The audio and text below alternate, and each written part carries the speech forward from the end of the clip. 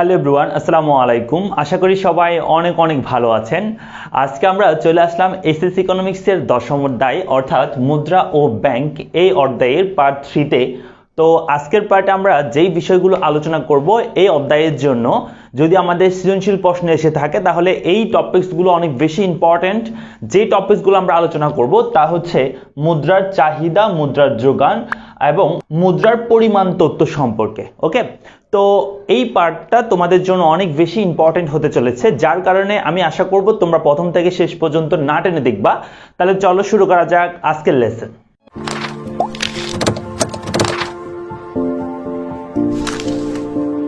লেসনের শুরুতে আমরা যে বিষয়টা নিয়ে আলোচনা করব তা হলো মুদ্রার চাহিদা সম্পর্কে। ওকে, মুদ্রার চাহিদা বলতে কি বোঝানো হয়? অ্যাকচুয়ালি একদম সাদাসিধা কথাই, মুদ্রার চাহিদা বলতে মানুষ যেই পরিমাণ অর্থ হাতে ধরে রাখতে চায় সেটাই হচ্ছে মুদ্রার চাহিদা। ঠিক আছে, তো এভাবে পরীক্ষা আসলে তো আমরা লিখতে পারবো না। আমরা যেটা করব সেটা হচ্ছে সংজ্ঞা আকারে লিখবো এভাবে, যে একটা নির্দিষ্ট সময়ে দেশের জনগণ যেই পরিমাণ নগদ অর্থ হাতে ধরে রাখতে চায় তাকে অর্থের বা মুদ্রার চাহিদা বলে। আরেকটু সুন্দরভাবে বলতে গেলে কি বলা যায়, যে কোনো নির্দিষ্ট সময়ে দেশের জনগণ বিভিন্ন অর্থনৈতিক প্রয়োজনে যেই পরিমাণ নগদ অর্থ হাতে ধরে রাখতে চায় তাকে অর্থের বা মুদ্রার চাহিদা বলে। ঠিক আছে, দেখো একটা দেশের জনগণ বা একটা অঞ্চলের জনগণ যে কারণগুলোর জন্য হাতে ধরে রাখতে চায় অর্থ, সেই কারণগুলো হচ্ছে তিনটা কারণ হইতে পারে। একটা হচ্ছে মুদ্রার লেনদেন জনিত চাহিদা হইতে পারে, অর্থাৎ লেনদেন করার জন্য দৈনন্দিন যে চাহিদা সেটাকে বোঝানো হচ্ছে। আমি এটা সম্পর্কে আরেকটু ডিটেলস বলবো। তারপর সতর্কতামূলক অর্থের চাহিদা, অর্থাৎ সতর্কতা হিসেবে যে অর্থটা রাখতে চায় হাতে সেটা। তারপর হচ্ছে ফটকা কারবার জনিত চাহিদা, এটা হচ্ছে ফটকা কারবারের উদ্দেশ্যে যে পরিমাণ নগদ অর্থ হাতে ধরে রাখতে চায়। ঠিক আছে, আমি একটু ডিটেলস বলি। প্রথম হচ্ছে লেনদেন জনিত চাহিদা। লেনদেন জনিত চাহিদা মানে কি? একটা নির্দিষ্ট সময়ে দেশের জনগণ দৈনন্দিন কাজ করার জন্য, দৈনন্দিন খরচ মেটানোর জন্য যে পরিমাণ নগদ অর্থ হাতে ধরে রাখতে চায় তাকে বলা হচ্ছে লেনদেন জনিত চাহিদা। অর্থাৎ দৈনন্দিন লেনদেনগুলো পরিচালনা করার জন্য দেশের জনগণ বা ব্যবসায় প্রতিষ্ঠানগুলো যে পরিমাণ নগদ অর্থ হাতে ধরে রাখতে চায় সেটাকে বলা হচ্ছে লেনদেন জনিত চাহিদা। আমার কথা ক্লিয়ার? তাহলে লেনদেন জনিত চাহিদা হচ্ছে যে পরিমাণ নগদ অর্থ হাতে ধরে রাখতে চায় দৈনন্দিন লেনদেন করার জন্য। ওকে, তো এই লেনদেন জনিত চাহিদা এটা আসলে ডিপেন্ড করে বা এটা আসলে নির্ভর করে একটা মানুষের ইনকামের উপর। ঠিক আছে, অর্থাৎ আয়ের উপর নির্ভর করে একটা মানুষের লেনদেন জনিত চাহিদা কেমন হবে সেটা। ক্লিয়ার? তাহলে আমরা একটা জিনিস করব, সেটা হচ্ছে এই লেনদেন জনিত চাহিদা যদি একটা রেখা অঙ্কন করতে চাই তাহলে কিভাবে হবে একটু দেখো। আমরা যেটা করব সেটা হচ্ছে আমরা একটা এক্সাম্পল নিই। প্রথমে মনে করো একজন ব্যক্তির আয়, যখন একজন ব্যক্তির আয় যেটাকে আমরা ওয়াই দ্বারা প্রকাশ করি, তাই তো? আয় যখন মনে করো 10,000 টাকা, তখন মনে করো সেই ব্যক্তির লেনদেন জনিত চাহিদা এটাকে আমরা বলতেছি M1। কি বলতেছি? M1। ওকে, লেনদেন জনিত চাহিদাকে আমরা কি বলবো? M1 ধরে নিচ্ছি আর কি। ঠিক আছে, তাহলে দেখো যখন আয় হচ্ছে 10,000 তখন M1 মানে লেনদেন জনিত চাহিদার পরিমাণ মনে করো যে 5,000। তার আয় বৃদ্ধি পেল, তার আয় বৃদ্ধি পেয়ে হয়ে গেল মনে করো যে 20,000। ওকে, তাহলে আমাকে দেখো যে তার আয় যেহেতু বৃদ্ধি পাইছে অর্থের লেনদেন জনিত চাহিদাও কিন্তু বৃদ্ধি পাবে। কি পাবে? অর্থের লেনদেন জনিত চাহিদাও বৃদ্ধি পাবে। তবে এখানে একটা কথা আছে, সেটা হচ্ছে মানুষের আয় যে হারে বৃদ্ধি পায়, মানুষের আয় যে হারে বৃদ্ধি পায় অর্থের লেনদেন জনিত চাহিদা তার চেয়ে কম হারে বৃদ্ধি পায়। কি বলছি? একজন ব্যক্তির আয় যে হারে বৃদ্ধি পায় অর্থের লেনদেন জনিত চাহিদা তার চেয়ে কম হারে বৃদ্ধি পায়। এটার মানে হচ্ছে, একটু খেয়াল করো, আমাদের আয় বৃদ্ধি পাইছে একটু কত দেখো, আগে ছিল 10 হয়েছে কত 20। তাহলে দেখো প্রায় 100% চেঞ্জ। কত পার্সেন্ট চেঞ্জ হচ্ছে? 100% আমাদের আয়ের চেঞ্জ হচ্ছে। ক্লিয়ার? তাহলে এটা যদি আমি তোমাদেরকে দেখাই যে আয়ের চেঞ্জ বা কোন একটা জিনিসের কত পার্সেন্ট চেঞ্জ সেটা কেমনে বের করবো আমি আগে বলেছি। সেটা হচ্ছে আগে পরিবর্তন যেটা সেটা দেখবা, 20 থেকে 10 বিয়োগ করলে হয় 10,000, অর্থাৎ পরিবর্তন হচ্ছে 10,000। কি বলছি? পরিবর্তন কত হয়েছে সেটা একটু দেখবা, কমুক বা বাড়ুক সেটা পরিবর্তনটা কত। সেই পরিবর্তনকে যেটা প্রাথমিক ছিল সেই প্রাথমিক যেটা মান সেটা দিয়ে ভাগ করতে হবে। ঠিক আছে, তাহলে আমরা যদি 10,000কে 10,000 দিয়ে ভাগ করি এবং যদি 100 দিয়ে গুণ করি, কত দিয়ে গুণ করি? 100 দিয়ে গুণ করি, তাহলে যেটা পাওয়া যাবে সেটা হচ্ছে 100%। অর্থাৎ আমাদের 100% আমাদের আয়ের পরিবর্তন হয়েছে। কত পার্সেন্ট আয়ের পরিবর্তন? 100%। আমি কি বলছি, আয় যে হারে পরিবর্তন হবে অর্থের লেনদেনজনিত চাহিদা তার চেয়ে কম হারে পরিবর্তন হবে। ক্লিয়ার?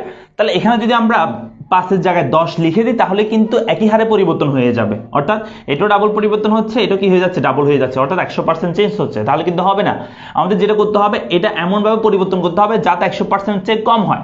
তাহলে এখানে যদি আমরা 8000 টাকা লিখি তাহলে কিন্তু 100% চেয়ে কম, তাই তো? তাহলে এখন আমরা একটু দেখি এটা কত পার্সেন্ট পরিবর্তন হচ্ছে। তো এটা আমি কি বলছি যে আগে পরিবর্তনটা দেখবা, পরিবর্তন হচ্ছে 8 থেকে 10 5 বিয়োগ করো তাহলে হয় 3000, পরিবর্তন হয়েছে কত, 3000।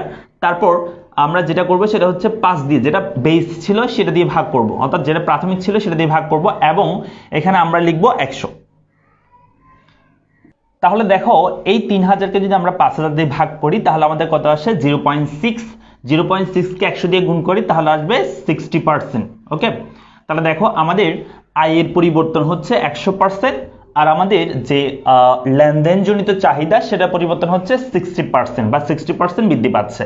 আয় যে হারে পরিবর্তন হচ্ছে অর্থাৎ লেনদেনজনিত চাহিদা তার চেয়ে কম হারে পরিবর্তন হচ্ছে। ঠিক আছে? তো আমরা এটার উপর ভিত্তি করে এই বিষয়টার উপর বেস করে আমরা একটা চিত্র অঙ্কন করব। দেখো কিভাবে অঙ্কন করব। আমরা এখানে দুইটা অক্ষ নিব, একটা হচ্ছে লম্ব অক্ষ, একটা ভূমি অক্ষ। ওকে, তো এখানে আমরা নিচের দিকে M1 অর্থাৎ আমরা যেটাকে বলছিলাম লেনদেনজনিত চাহিদা সেটা ধরবো, এবং এই পাশে আমরা ধরবো আই বা ওয়াই দ্বারা প্রকাশ করব, যেটাকে আমরা বলতেছি। ঠিক আছে, অর্থাৎ আমরা ইনকামকে ওয়াই দ্বারা প্রকাশ করি আর লেনদেনজনিত চাহিদাকে M1 দ্বারা প্রকাশ করি। ক্লিয়ার? এখন আসো একটা জিনিস দেখো, আমরা একটা কাজ করব, এই দুইটাকে আমরা এই কোণটাকে সমান ভাগে ভাগ করে নিব। আমরা জানি এটা একটা 90 ডিগ্রি কোণ, তো এটাকে যদি সমান ভাগে ভাগ করি তাহলে হয় 45 ডিগ্রি। তাহলে আমরা এই বরাবর একটা এইভাবে করে একটা রেখা অঙ্কন করব। এখানে আমরা সম্পূর্ণ দাগ দিব না, ঠিক আছে, আমরা জাস্ট এইভাবে করে ডট দিয়ে একটা রেখা অঙ্কন করব, যেটাকে আমরা বলবো 45 ডিগ্রি। তো দেখো 45 ডিগ্রি এইরকম একটা রেখার কিছু বৈশিষ্ট্য আছে। বৈশিষ্ট্যটা কি জানো? যদি একটা 45 ডিগ্রি রেখা অঙ্কিত হয় কোন একটা চিত্রের মধ্যে, মনে করো 45 ডিগ্রি বরাবর উপরে চলে গেছে একটা চিত্র, তাহলে এইটার মানে হচ্ছে স্বাধীন চলক যে হারে পরিবর্তন হবে অধীন চলকও একই হারে পরিবর্তন হবে, অর্থাৎ আয় যে হারে পরিবর্তন হবে লেনদেনজনিত চাহিদা তার সমান হারে পরিবর্তন হবে, যার ফলে আমাদের 45 ডিগ্রি একটা রেখা অঙ্কন হবে। কিন্তু আমরা কি বলেছি, আয় যে হারে পরিবর্তন হবে অর্থাৎ লেনদেনজনিত চাহিদা তার চেয়ে কম হারে পরিবর্তন হবে। তাহলে রেখাটা কেমন হবে? রেখাটা হবে 45 ডিগ্রি সমান নয়, অর্থাৎ কেমন হবে? এটা অবশ্যই 45 ডিগ্রি সমান হবে না। তাহলে আমরা এই থিটার উপর ভিত্তি করে আয় যে হারে পরিবর্তন হবে অর্থাৎ লেনদেনজনিত চাহিদা তার চেয়ে কম হারে পরিবর্তন হবে, এটার উপর ভিত্তি করে যে রেখাটা অঙ্কন করবো সেটা অবশ্যই 45 ডিগ্রির চেয়ে নিচে হবে। কারণ আমরা বলতে পারি যে আয় যে হারে পরিবর্তন হচ্ছে অর্থাৎ লেনদেনজনিত চাহিদা তার চেয়ে কম হারে পরিবর্তন হচ্ছে। ক্লিয়ার? তো যে আমরা রেখাটা পাবো সেই রেখাটা হবে M1 রেখা। তো এখান থেকে আমরা যেটা বুঝতে পারলাম যে আমাদের আয় যে হারে পরিবর্তন হবে অর্থাৎ লেনদেনজনিত চাহিদা যদি তার চেয়ে কম হারে পরিবর্তন হয় সেক্ষেত্রে 45 ডিগ্রির সমান হবে না, তার চেয়ে অবশ্যই কি হবে, নিচে হবে। ঠিক আছে, যদি 45 ডিগ্রির সমান হয়ে যায় তাহলে সেটাকে আমরা বলবো যে দুইটাই সমান হারে পরিবর্তন হচ্ছে, কিন্তু আমরা বলতেছি যে থিওরি সেটা হচ্ছে আয় যে হারে পরিবর্তন হবে অর্থাৎ লেনদেনজনিত চাহিদা তার থেকে হবে কম হারে পরিবর্তন হবে। তো এই হচ্ছে অর্থাৎ লেনদেনজনিত চাহিদা। 2 নম্বর পয়েন্ট, সেটা হচ্ছে সতর্কতামূলক অর্থের চাহিদা। এটার মানে কি? এটার মানে হচ্ছে আমরা জানি যে আমাদের জীবনে দৈনন্দিন খরচ ছাড়াও মাঝে মধ্যে এমন দেখা যায় বিভিন্ন ধরনের অ্যাক্সিডেন্ট হয়, ভবিষ্যতে অপ্রত্যাশিত বা ঝুঁকি থেকে যায় বা ভবিষ্যতে কোনো একটা জিনিস হতে পারে। সিকিউরিটির জন্য আমরা কি করি, কিছু টাকা আমরা হাতে ধরে রাখি, অর্থাৎ বিপদ আপদে আমাদেরকে যাতে কারো কাছে হাত পাততে না হয় এটার জন্য আমরা কিছু নগদ অর্থ হাতে ধরে রাখতে চাই, যেটাকে বলা হচ্ছে সতর্কতামূলক অর্থের চাহিদা বা সতর্কতামূলক চাহিদা। ক্লিয়ার? তাহলে কি বলতেছি, ভবিষ্যতে অনিশ্চিত এবং অপ্রত্যাশিত পরিস্থিতি মোকাবেলা করার জন্য জনগণ নির্দিষ্ট সময়ে যে পরিমাণ নগদ অর্থ হাতে ধরে রাখতে চায় তাকে বলা হচ্ছে সতর্কতামূলক অর্থের চাহিদা। ঠিক আছে, এটাকে আমরা M2 দ্বারা প্রকাশ করব। ক্লিয়ার? তো এখানে আগের মতোই লেনদেনজনিত চাহিদা যেভাবে একটা মানুষের আয়ের উপর নির্ভর করে, অর্থের সতর্কতামূলক চাহিদাও একটা মানুষের আয়ের উপর নির্ভর করে, এবং থিওরিটাও সেম। সেটা হচ্ছে আয় যে হারে পরিবর্তন হয় অর্থের সতর্কতামূলক অর্থের চাহিদাও একই হারে পরিবর্তন হয় না বা তার চেয়ে কম হারে পরিবর্তন হয়। কি বলতেছি, আয় যে হারে পরিবর্তন হয় অর্থের সতর্কতামূলক চাহিদা তার চেয়ে কম হারে পরিবর্তন হয়। ক্লিয়ার? যার ফলে আমরা এর ঠিক সেম এক্সাম্পলটা আমরা ইউজ করতে পারি, আবার ঠিক সেম চিত্রটা আমরা আবার ইউজ করতে পারি। অর্থাৎ এখানে আমরা আবার চিত্রটা অঙ্কন করব, সেখানে আমরা লিখব m2, এখানে করে দিব কত m2। অর্থাৎ প্রথমটা আর দ্বিতীয়টা এই দুইটা চিত্র কিন্তু একই রকম হবে, জাস্ট m1 আর m2 লিখতে হবে, এতটুকুই। ক্লিয়ার? তাহলে কি বলতেছি, সতর্কতামূলক অর্থের চাহিদা মানে হচ্ছে ভবিষ্যতে অনিশ্চিত এবং অপ্রত্যাশিত পরিস্থিতি মোকাবেলা করার জন্য যেই পরিমাণ নগদ অর্থ জনগণ হাতে ধরে রাখতে চায় তাকে বলা হচ্ছে সতর্কতামূলক অর্থের চাহিদা। ক্লিয়ার? তারপর মোস্ট ইম্পর্টেন্ট যেটা, সেটা হচ্ছে ফটকা কারবার জনিত চাহিদা। ফটকা কারবার জনিত চাহিদা মানে কি? আমরা জানি মানুষ সুযোগের জন্য বসে থাকে কোন একটা জায়গায় ইনভেস্ট করার জন্য। যখন একটা পরিস্থিতি আসবে মানে সুযোগ খুঁজে পাবে, সাথে সাথে কি করে দিবে, ইনভেস্ট করে দিবে। যেমন ধরো এখন হচ্ছে ইভেলি যেটা আছে আমাদের বর্তমানে ই কমার্সের যেটা একটা সাইট ইভেলি, সেটাতে কি করে মানুষ ফটকা কারবার করতেছে। কি ধরনের ফটকা কারবার? সেটা হচ্ছে মানুষ সুযোগের আশায় বসে থাকে, ডিসকাউন্টের আশায় বসে থাকে। যখনই ডিসকাউন্ট পায় একসাথে অনেক দ্রব্য তারা অর্ডার করে ফেলে, যার ফলে সেই জিনিসটা আসে পরে, পরবর্তী দেখা যায় যে অনেক সময় এগুলো দিয়ে কিন্তু ব্যবসা করতেছে। ঠিক আছে? মানে একটা জিনিস কিনছে, সেই জিনিসটা কেনার পর মানে কম রেটে কিনতে পারছে ডিসকাউন্টে, তারপর সেটা বেশি দামে বিক্রি করতেছে, মানে ব্যবসা শুরু করে দিচ্ছে ওদের থেকে নিয়ে। ঠিক আছে কিনা? তাহলে এই ক্ষেত্রে মানুষটা কি করতেছে, ফটকা কারবার করতেছে। ফটকা কারবার মানে বোঝায় যেখানে কম সময়ে মানে মানুষ লাভবান হওয়ার জন্য যেই কাজগুলো করে সেটাকে বলা হচ্ছে ফটকা কারবার। ক্লিয়ার আমার কথা? এরকম হইতে পারে শেয়ারও কিনতে পারে, বন্ডও কিনতে পারে। ঠিক আছে কিনা? তো এইগুলো সবগুলোকে বলা হয় ফটকা কারবার। ঠিক আছে কিনা? তাহলে ফটকা কারবার মানে কি, মানে যেখান থেকে টাকাটা একটা রিস্ক ইনভেস্টমেন্ট, যেখান থেকে টাকাটা কি মানে একটা সুযোগের আশায় মানুষ বসে থাকে, সুযোগ পেলেই সেখানে ইনভেস্ট করে ফেলে, এটাকে বলা হচ্ছে ফটকা কারবার জনিত চাহিদা। তাহলে আমরা সংজ্ঞা আকারে কিভাবে লিখবো? আমরা লিখবো জনগণ ফটকা কারবারের উদ্দেশ্যে যেই পরিমাণ নগদ অর্থ হাতে ধরে রাখতে চায় তাকে বলা হচ্ছে ফটকা কারবার জনিত অর্থের চাহিদা বা ফটকা কারবার জনিত চাহিদা। ক্লিয়ার? তাহলে ফটকা কারবারের উদ্দেশ্যে যেই পরিমাণ নগদ অর্থ হাতে ধরে রাখতে চায়। এখন আসো, এই ফটকা কারবার জনিত অর্থের চাহিদা কিন্তু মানুষের আয়ের উপর নির্ভর করে না। ক্লিয়ার? তো এটা কিসের উপর নির্ভর করে? এটা আসলে নির্ভর করে সুদের হারের উপর। ঠিক আছে কিনা? তাহলে প্রথম দুইটা ছিল মানুষের আয়ের উপর নির্ভর করতো, অর্থাৎ লেনদেন জনিত চাহিদা, সতর্কতামূলক চাহিদা। আর ফটকা কারবার জনিত চাহিদা এটা ডিপেন্ড করা হচ্ছে দেশের যে ব্যাংকের যে সুদের হার, সেই সুদের হারের উপর। ক্লিয়ার? তা আমরা বিষয়টা একটু বোঝার চেষ্টা করি। একটা এক্সাম্পল নিই। দেখো, কোন একটা সময় মনে করো কোন একটা দেশের সুদের হার, যেটাকে আমরা আই বা আর দ্বারা প্রকাশ করি। ঠিক আছে? সুদের হার আই বা আর দ্বারা প্রকাশ করি, ইন্টারেস্ট রেট। ঠিক আছে? তো এটা আমরা সুদের হার এখানে দিলাম। আর অর্থের ফটকা কারবার জনিত অর্থের চাহিদা, এটাকে আমরা ধরলাম M3। এটাকে আমরা কি বলবো? M3। দেখো, সুদের হার যখন কোন একটা দেশে মনে করো যে 10% সুদ দিচ্ছে ব্যাংক, যখন ব্যাংক 10% সুদ দেয় তখন মনে করো যে মানুষ ফটকা কারবারের উদ্দেশ্যে 1 লক্ষ টাকা হাতে জমা রাখে। কত লক্ষ টাকা? 1 লক্ষ টাকা হাতে জমা রাখে। এটা একটা গড় হিসাব আর কি। ঠিক আছে? 10% যদি সুদের হার হয় তখন 1 লক্ষ টাকা হাতে জমা রাখে ফটকা কারবারের উদ্দেশ্যে, মানে সুযোগ পেলে বিনিয়োগ করবে কোন একটা জায়গায়। এরকম মনে করো এই সুদের হারটা বৃদ্ধি পেয়ে হয়ে গেল 20%। আমাকে বলো, সুদের হার যদি বৃদ্ধি পায় মানুষ ফটকা কারবারের উদ্দেশ্যে কি এত টাকা হাতে জমা রাখবে নাকি তার চেয়ে কম রাখবে? একটা জিনিস খেয়াল করবা, ফটকা কারবার করলেও কিন্তু সেখান থেকে একটা রিস্ক আছে বেশি, এবং হচ্ছে সেখান থেকে আয় নাও হইতে পারে। ঠিক আছে কিনা? তো এটার জন্য মানুষের অনেকে যেটা করে সেটা হচ্ছে যখনই সুদের হার বৃদ্ধি পেয়ে যায় ব্যাংকে, তখন কি করে তারা ফটকা কারবারের উদ্দেশ্যে টাকা হাতে জমা না রেখে ব্যাংকে জমা করে রাখে, এই জন্য যে সে নিশ্চিতভাবে ব্যাংক থেকে 20% সুদ পাবে। তাই তো? তাহলে সেক্ষেত্রে কি করে, এই 1 লক্ষ টাকা আর ফটকা কারবারের জন্য চাহিদা থাকে না, তার চেয়ে কি হয়ে যায়, কমে যায়। মনে করো 50,000 টাকায় চলে আসলো। বিষয়টা আমি একটু আবার ক্লিয়ার করতেছি। দেখো, যখন 10% তখন 1 লক্ষ টাকা হাতে জমা রাখে ফটকা কারবারের জন্য।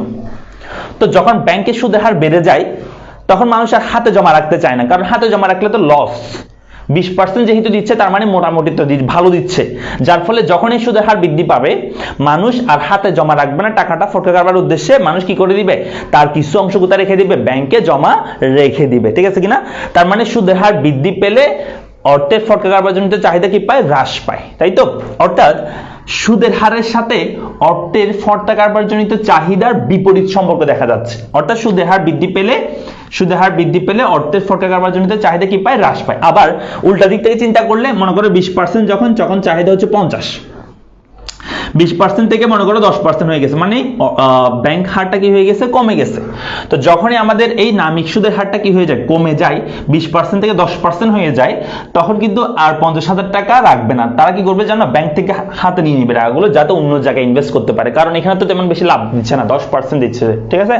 তো আমরা 50,000 থেকে কত হয়ে যাবে? 1 লক্ষ হয়ে যাবে অর্থের ফটকা কারবারজনিত চাহিদা। ক্লিয়ার বিষয়টা? তাহলে ফটকা কারবার নির্ভর করে সুদের হারের উপর। সুদের হার যদি বৃদ্ধি পায়, ফটকা কারবারজনিত চাহিদা কি পায়? হ্রাস পায়। সুদের হার হ্রাস পেলে ফটকা কারবারজনিত চাহিদা কি পায়? বৃদ্ধি পায়। ক্লিয়ার? তো যেহেতু আমাদের সুদের হারের সাথে অর্থের ফটকা কারবারজনিত চাহিদার বিপরীত সম্পর্ক, তাহলে চিত্রটা একটু ভিন্ন হবে, আগের মতো হবে না, ঠিক আছে? আগের মধ্যে ছিল এই দুটার মধ্যে ছিল যে আয়ের সাথে সমমুখী সম্পর্ক, আয় বৃদ্ধি পাচ্ছে, অর্থের লেনদেনজনিত চাহিদা, অর্থের শতকরামূলক চাহিদা বৃদ্ধি পাচ্ছে, তবে একই হারে বৃদ্ধি পাচ্ছে না, ঠিক আছে? তবুও তো বৃদ্ধি পাচ্ছিল, কিন্তু এক্ষেত্রে হচ্ছে বিপরীতমুখী সম্পর্ক। তাহলে চিত্রটা কেমন হবে দেখো, এখানে ধরলাম 0, এখানে ধরলাম M3, অর্থাৎ অর্থের ফটকা কারবারজনিত যে চাহিদা সেটা, এবং এখানে আমরা আয় ধরলাম, যেটাকে আমরা বলি যে ইন্টারেস্ট বা আর ধরলাম, একই কথা, ঠিক আছে? এখন আসলে আমরা বলতেছি সুদের হার যদি বেশি হয় তাহলে ফটকা কারবারজনিত, সুদের হার যদি বেশি হয় ফটকা কারবারজনিত চাহিদা কি হয়? কম হয়। সুদের হার কমে গেলে ফটকা কারবারজনিত চাহিদা কি হয়? বেশি হয়। মনে করো যদি সুদের হার বেশি, তখন অর্থের ফটকা কারবারজনিত চাহিদা এটা মনে করো I1, তখন এটা মনে করো যে M1।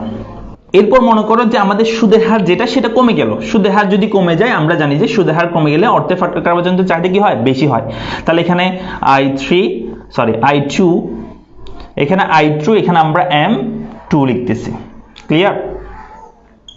তাহলে দেখো আমাদের এখানে একটা বিন্দু, এখানে একটা বিন্দু, আর যদি রেখা অঙ্কন করি তাহলে এটা একটু কার্ভ হবে এই ধরনের, ঠিক আছে?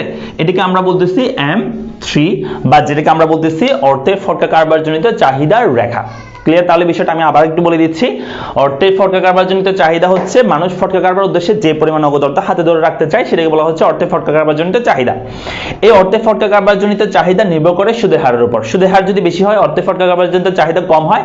সুদের হার যদি কম হয়, অর্থের ফটকা কারবারজনিত চাহিদা কি হয়? বেশি হয়। এবং সেই চিত্রটা হচ্ছে বাম থেকে নিম্নগামী, এবং একটা কি হবে? কার্ভ হবে। এই হচ্ছে অর্থের চাহিদা, ঠিক আছে? আমরা এখন আলোচনা করব অর্থের যোগান সম্পর্কে।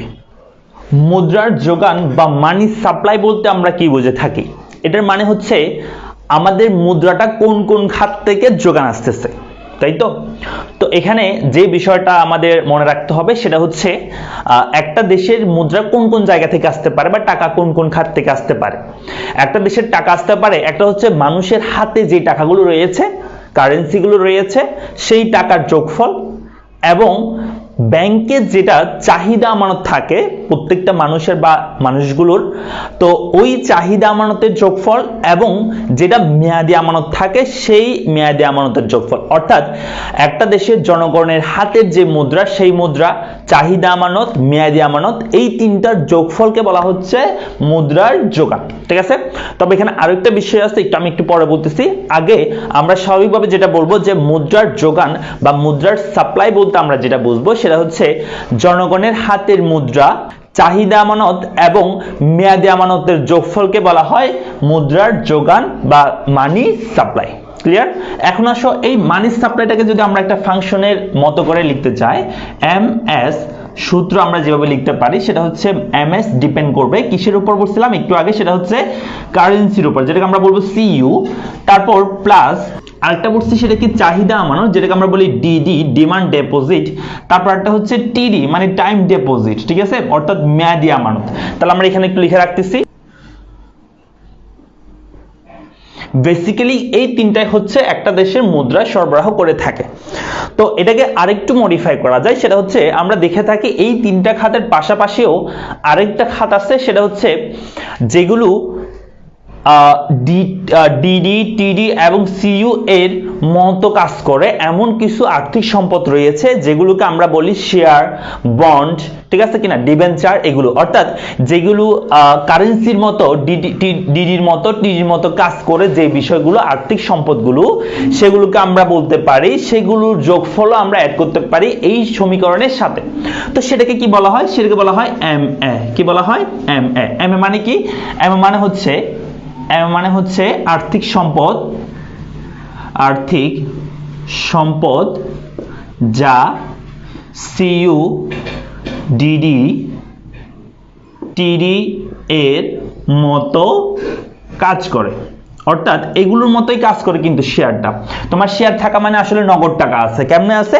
তুমি শেয়ারটা চাইলেই হুট করে কি করে ফেলতে পারবা, একদিনের মধ্যে বিক্রি করে ফেলতে পারবা, যার থেকে তুমি নগদ অর্থে রূপান্তর করে ফেলতে পারবা, তাই তো? তার মানে আমরা বলতে পারি এই চারটা জিনিসই হচ্ছে একটা দেশের অর্থের যোগান। তো তোমাদের যখন সংজ্ঞা আসবে তখন এই বিষয়টা না লিখলেও চলবে, এম এ বিষয়টা। আমরা যেটা করবো সেটা হচ্ছে অর্থের যোগান মানে বলবো যে জনগণের হাতের মুদ্রা এবং চাহিদা আমানত, মেয়াদি আমানত, এই তিনটা যোগফলকেই বলা হচ্ছে একটা দেশের অর্থের সরবরাহ বা অর্থের যোগান। ক্লিয়ার আশা করি বিষয়টা। এখন আমরা যে বিষয়টা আলোচনা করবো সেটা অনেক বেশি ইম্পর্টেন্ট এবং এখান থেকে সিকিউ প্রশ্ন অর্থাৎ ক্রিয়েটিভ প্রশ্নটা এসে থাকবে আমাদের, সেটা হচ্ছে অর্থের পরিমাণ তত্ত্ব। সো চলো অর্থের পরিমাণ তত্ত্বটা একটু বোঝার চেষ্টা করি। তো এই মুদ্রার পরিমাণ তত্ত্ব সম্পর্কে আলোচনা করতে গেলে একটা তত্ত্ব সম্পর্কে আমরা কোনোভাবে না বললে নয়, সেটা হচ্ছে ফিশারের অর্থের পরিমাণ তত্ত্ব। এখন পর্যন্ত এই তথ্যটা অনেক বেশি প্রচলিত এবং সবচেয়ে বেশি গ্রহণযোগ্য। আরভিং ফিশারের এই অর্থের পরিমাণ তত্ত্ব আসলে কি সেটা আমরা একটু বোঝার চেষ্টা করি। ইয়েল বিশ্ববিদ্যালয়ের ছাত্র এবং পরবর্তীতে সে ইয়েল বিশ্ববিদ্যালয়ের অধ্যাপক হয়ে থাকে। তো ইয়েল বিশ্ববিদ্যালয়ের ছাত্র ও অধ্যাপক আরভিং ফিশার 1911 সালে একটা বই প্রকাশ করে, যে বইটার নাম ছিল the purchasing power of money. সেই বইতে তিনি অর্থের মূল্য এবং অর্থের পরিমাণ সম্পর্কে ব্যাখ্যা করতে গিয়ে একটা তথ্য ব্যাখ্যা করেন। সেই তথ্যের নাম হচ্ছে আরভিং ফিশারের অর্থের পরিমাণ তত্ত্ব, ঠিক আছে? তো সেই তত্ত্বের মূল বিষয়টা ছিল এরকম যে তিনি আমাদেরকে একটা সূত্র দিয়েছে, যেটা হচ্ছে আমরা যেটা মাধ্যমে অর্থের পরিমাণ বের করতে পারবো, ঠিক আছে? তিনি আমাদেরকে বলতেছে যে এমবি সমান পিটি, ঠিক আছে? এটা একটা সূত্র। তো এটা দেখতে অড লাগলো, একটু পর বুঝতে পারবা এটার মানে কি। এমবি সমান পিটি। তো আমরা একটা কাজ করি, এটাকে আমরা আর একটু পক্ষান্তর করে একটু সুন্দর করি। সেটা হচ্ছে আমরা পিটি কে আগে নিয়ে আসি, তারপর এমবি কে আমরা পরে নিয়ে যাচ্ছি, ঠিক আছে? তারপর এখান থেকে আমরা পি কে রেখে আমরা টিটা ওই পাশে নিয়ে যাব। টিটা যদি ওই পাশে নিয়ে যায় সেটা হবে ভাগ, উপরে হবে এমবি, ঠিক আছে? এখন একটু সুন্দর লাগতেছে, পি সমান এমবি ডিভাইড বাই টি। খেয়াল করো এখানে কোন বিষয়টাকে কি বলা হয় সেটা আমি একটু লিখে দিচ্ছি তোমাদের এই পাশে, ঠিক আছে? তো দেখো এখানে আমি লিখে রেখেছি যে পি মানে হচ্ছে দাম স্তর। আমি তোমাদেরকে আগে বলছি আমরা যখন সামষ্টিক অর্থনীতি বলবো তখন পি মানে প্রাইস বলবো না, পি মানে আমরা প্রাইস লেভেল বুঝবো, অর্থাৎ দাম স্তরকে বুঝবো। তারপর এম মানে হচ্ছে মোট বিহিত অর্থের পরিমাণ, ঠিক আছে? অর্থাৎ অর্থের পরিমাণ, একটা দেশের যে কারেন্সি সেই কারেন্সির পরিমাণ, ঠিক আছে? তারপর ভি মানে হচ্ছে অর্থের প্রচলন গতি। এই বিষয়টা একটু বুঝতে হবে, অর্থের প্রচলন গতি মানে কি? অর্থের প্রচলন গতি মানে হচ্ছে একটা নির্দিষ্ট পরিমাণ অর্থ একটা নির্দিষ্ট সময়ে কতবার হাত বদল হয় সেটাকে বলা হচ্ছে অর্থের প্রচলন গতি। এটা মানে হচ্ছে মনে করো এই মার্কারটা কেনার জন্য আমি 50 টাকা কাকে দিছি? দোকানদারকে দিছি। সেই দোকানদার অবশ্যই যার কাছ থেকে পাইকারিতে জিনিসগুলো কিনে তাকে দেয়, সেই পাইকার অবশ্যই এই জিনিসটা যে প্রডিউস করে মানে প্রডিউসার তাকে জমা দেয়, ঠিক আছে কিনা? মাঝখানে আরো বিভিন্ন ধাপ থাকতে পারে। তাহলে দেখো এই টাকাটা যতবার হাত বদল হবে একটা নির্দিষ্ট সময়ে সেই 50 টাকাকে বলা হচ্ছে সেই 50 টাকার প্রচলন গতি। ক্লিয়ার? তাহলে যত পরিমাণ টাকা থাকবে তার প্রচলন গতি হচ্ছে ভি। তারপর টি মানে হচ্ছে লেনদেনের পরিমাণ, অর্থাৎ একটা দেশে কত পরিমাণ লেনদেন হয় সেই লেনদেনের পরিমাণ বোঝানো হচ্ছে।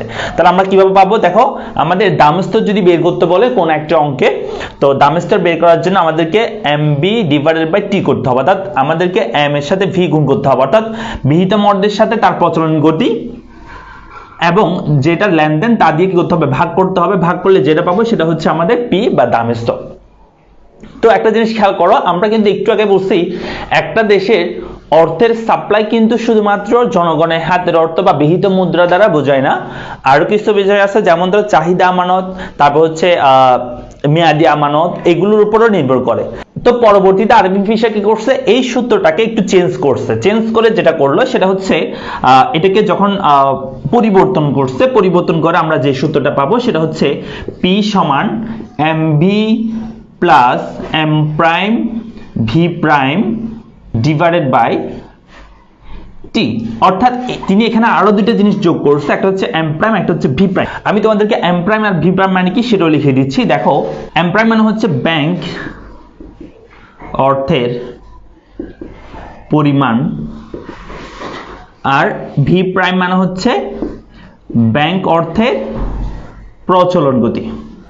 তাহলে কি দাঁড়ালো মোট কথা, সেটা হচ্ছে আমরা এই সূত্রটা আর ইউজ করব না, ঠিক আছে? আমরা এই সূত্রটা আর ইউজ করব না, কারণ এটা চেঞ্জ হয়ে গেছে। এটা চেঞ্জ হয়ে নতুন সূত্র আসলো, সেটা হচ্ছে পি সমান m b plus m prime v prime divided by t. অর্থাৎ এখন কিন্তু আমাদের সবকিছু চলে আসছে, মানে ব্যাংক অর্থের পরিমাণ মানে হচ্ছে এখানে চাহিদা আমানত, মেয়াদে আমানত সবকিছু থাকবে, ঠিক আছে? তাহলে সবকিছু এই যে চাহিদা আমানত বা ব্যাংকের যে অর্থ, সেই অর্থের সাথে সেই অর্থের প্রচলন গতি যদি আমরা গুণ করে দিই, এবং এই বিহিত অর্থের প্রচলন গতি যদি গুণ করে এবং তা যদি যোগ করে টি দিয়ে ভাগ করি, তাহলে আমরা কি পেয়ে যাব? দামের স্তর পেয়ে যাব।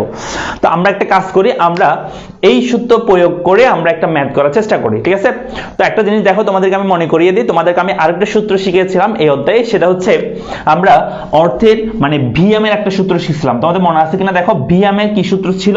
সেটা হচ্ছে 1 কে যদি আমরা পি দ্বারা ভাগ করি তাহলে কিন্তু কি পাওয়া যায়? ভিএম পাওয়া যায়, তাই তো? তো এখানে এই দুইটা সূত্র হচ্ছে এই অধ্যায়ের মূল বিষয়, এই দুইটা সূত্র মাথায় রাখতে হবে, ঠিক আছে? আচ্ছা, দুঃখের সাথে বলতে হচ্ছে এই পার্টটা অনেক বেশি বড় হয়ে যাচ্ছে, যার ফলে আমি এই পার্টে আর বড় করতে চাচ্ছি না। এই পার্টটাকে আমরা এই দুইটা সূত্র দিয়ে ম্যাথটা নেক্সট ক্লাসে করব, অর্থাৎ পরবর্তী পার্ট অর্থাৎ পার্ট 4 এ আলোচনা করব এই দুইটা সূত্রের সাহায্যে ম্যাথ কিভাবে সলভ করতে হবে, এবং অনেক বেশি ইম্পর্টেন্ট থাকবে বিষয়টা, ঠিক আছে? কারণ ওই প্রশ্নটা বা আমি যেই তোমাদেরকে ম্যাথটা দিব সেই ম্যাথটাই পরীক্ষায় আসবে, বোঝা গেছে? তাহলে অবশ্যই নেক্সট পার্টের জন্য অপেক্ষা করো, এবং আমাদের চ্যানেলের ভিডিওগুলো যদি তোমাদের ভালো লেগে থাকে অবশ্যই চ্যানেলটি সাবস্ক্রাইব করবা, লাইক করবা, কমেন্ট করবা, শেয়ার করবা, যাতে আমরা উৎসাহ পাই। তো তোমাদের সাথে দেখা হচ্ছে নেক্সট পার্টে। ততক্ষণ পর্যন্ত ভালো থাকো, সুস্থ থাকো। আসসালামু আলাইকুম।